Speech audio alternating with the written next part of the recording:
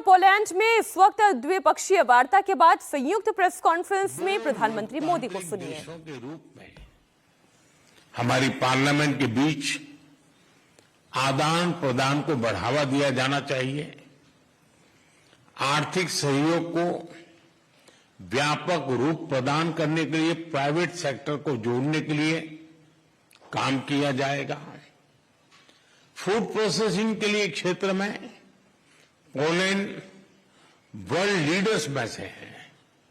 हम चाहते हैं कि पोलैंड की कंपनियां भारत में बनवाए जा रहे मेगा फूड पार्क से जुड़े, भारत में तेज गति से हो रहे शहरीकरण से water treatment, solid waste management, urban infrastructure, ऐसे क्षेत्रों में हमारे सहयोग के नए अवसर खुल रहे हैं। Clean coal technology, green hydrogen, renewable energy, artificial intelligence भी हमारी साझी प्राथमिकता के विषय हैं। हम पोलैंड की कंपनियों को make in India and make for the world से जुड़ने के लिए आमंत्रित करते हैं। फिनटेक, फार्मा, स्पेस, ऐसे क्षेत्रों में भारत ने अनेक उपलब्धियां हासिल की है। हमें इन क्षेत्रों में अपना अनुभव पोलैंड के साथ साझा करने में खुशी होगी। रक्षा के क्षेत्र में करीबी सहयोग हमारे गहरे आपसी विश्वास का प्रतीक है। इस क्षेत्र में आपसी सहयोग को सुदृढ़ बनाया जाएगा। इनोवेशन और टैलेंट हमारे दोनों देशों की युवा शक्ति की पहचान है। स्किल्ड वर्कफोर्स की भलाई के लिए, स्किल्ड वर्कर्स की भलाई के लिए और मोबिलिटी को बढ़ावा देने के लिए दोनों पक्षों के बीच सोशल सिक्योरिटी एग्रीमेंट पर सहमति बनी है। फ्रेंड्स, भारत और पोलैंड अंतर्राष्ट्रीय मंच पर भी करीबी तालमेल के साथ आगे बढ़ रहे हैं।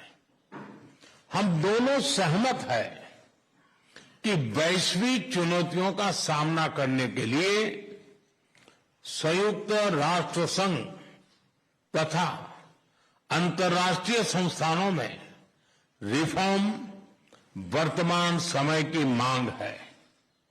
आतंकवाद हमारे लिए एक बड़ी चुनौती है। मानवता में विश्वास रखने वाले भारत और पोलैंड जैसे देश ऐसे और अधिक सहयोग आवश्यक है। उसी तरह क्लाइमेट चेंज हमारे लिए साझा प्राथमिकता का विषय है। हम दोनों अपनी क्षमताओं को जोड़कर ग्रीन फ्यूचर के लिए काम करेंगे। जनवरी 2025 में पोलैंड यूरोपियन यूनियन की अध्यक्षता संभालेगा। मुझे विश्वास है कि आपके सहयोग से भारत और ईयू के संबंधों को बल मिलेगा। फ्रेंड, यूक्रेन और पश्चिम एशिया में चल रहे संघर्ष हम सभी के लिए गहरी चिंता का विषय है। भारत का यह दृढ़ विश्वास है कि किसी भी समस्या का समाधान रणभूमि में नहीं हो सकता।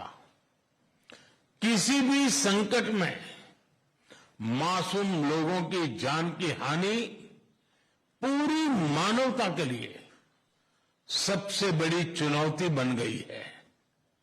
हम शांति और स्थिरता की जल्द से जल्द बहाली के लिए डायलॉग और डिप्लोमेसी का समर्थन करते हैं।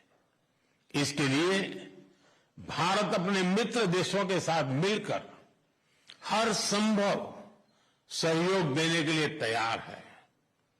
फ्रेंड्स, पोलैंड में इंडोलॉजी और संस्कृत का बहुत पुराना और समृद्ध ट्रेडिशन रहा है। भारतीय सभ्यता और भाषाओं में गहरी रुचि से हमारे संबंधों की मजबूत नींव रखी गई है।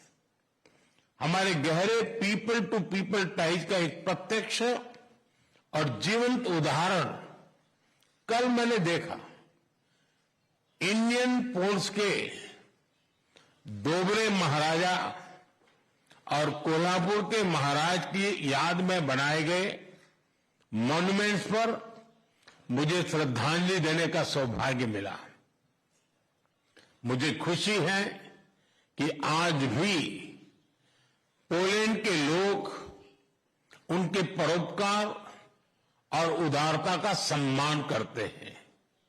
उनकी स्मृति को अमर करने के लिए हम भारत और पोलैंड के बीच Jam Sahib of Nawanagar youth exchange programme शुरू करने जा रहे हैं।